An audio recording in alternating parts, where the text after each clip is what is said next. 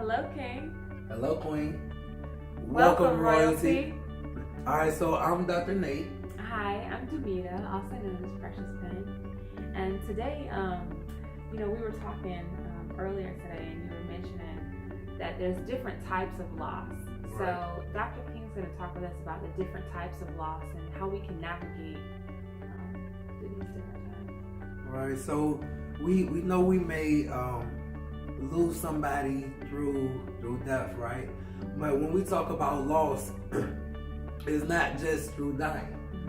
There's many other ways we can experience a loss, right? And it's important to recognize this. And so my definition of a loss is simply a change in a relationship. So other types of losses we may have is property. We may lose a house, whether we're evicted or sometimes we may have to move. We may lose money, right? How many of us grieve over a large amount of money we lose, whether we physically misplaced it or it was stolen, or somebody didn't give you their money back that they said they was gonna give you back, right? That's we go through a grieving process with that as well.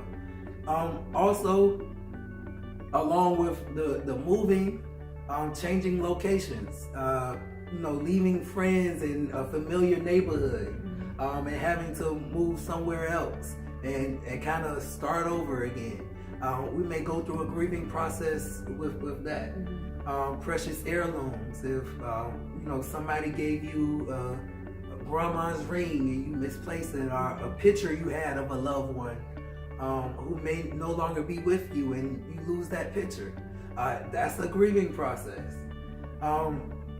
Also, our mental health. Many times I hear family members say if somebody develops later on symptoms of bipolar or schizophrenia, they don't recognize that person anymore. And a lot of times that person don't recognize themselves. And so that's a loss, a loss of yourself. Like I know this isn't me. I don't know why I'm doing these things. I don't know what's going on, and so they have to grieve that loss. And we may grieve a loss of a family member who's going through that because that person isn't the same, or I'm not able to have that same relationship with that person that I once had. Another way is health. We may grieve, hearing that we have cancer, or that we're HIV positive, or that we may have to lose a limb, or lose our sight in one eye. Those are things we would have to grieve because we built relationship with those body parts and build a relationship with that state of health that we was able to do certain things. And part of the denial process is like if somebody has diabetes and they're still telling themselves, I could still have this little piece of cake, or the doctors say I could have it in moderation, but you never practiced moderation before, so why do you think automatically you know what moderation is now? And so we go through a grieving process in those things, having to grieve the food we love, right? Also, we may, in thinking about loss, we may go through a grieving process in preparing for a loss.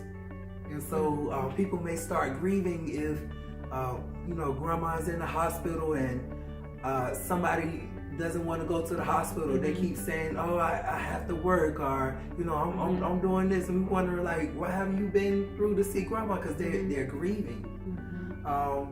And so preparing for a loss, a relationship, let's say a romantic relationship, that's a loss, a breakup or a divorce. We go through a process, a grieving process with that. We may do things to keep from losing. That's a grieving process. We may if somebody texts you and say, I break up with you, I don't want to see you no more, and they're not picking up your calls, you may show up at that front door with a trench coat, and as soon as they open the door, you open up the trench coat, trying to convince them to take you back. because you don't want to go through that Yeah. grieving process. And part of that's that bargaining stage of the grieving process. Okay. You know, losing. We're scared to lose that thing, because then, especially if they were a strong support system for you or financial support, we're scared what might happen to us now. You know, am I going to be okay? And so we may fight to keep that thing, and all of that is part of grieving. So it's important to pay attention to not just with death, but what other losses am I experiencing in life. And also to add again, life is life. It will not just give you one loss to deal with at a time. You're gonna experience many more, right? Yeah. And sometimes one right on top of each other. Absolutely. So paying attention to that and learning to take care of yourself and just manage your stress and staying on top of that and recognizing that you may be going through behavioral and emotional changes for different types of losses besides death. One thing that came to mind when you were talking, and thanks for the reminder of all of those things, because certainly, you know, when you hear grief, you think in terms of grieving over the transition, or you know, some would say the death of a loved one.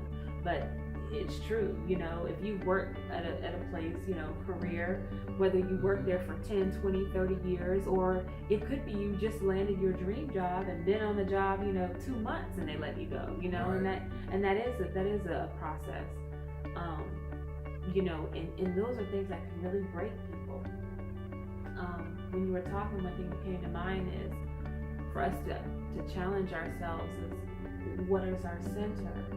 Because as we navigate through life, all these different types of losses that could be so grievous, losing a house, losing a job, losing a loved one, then another loved one, then our health, you know, what is our center?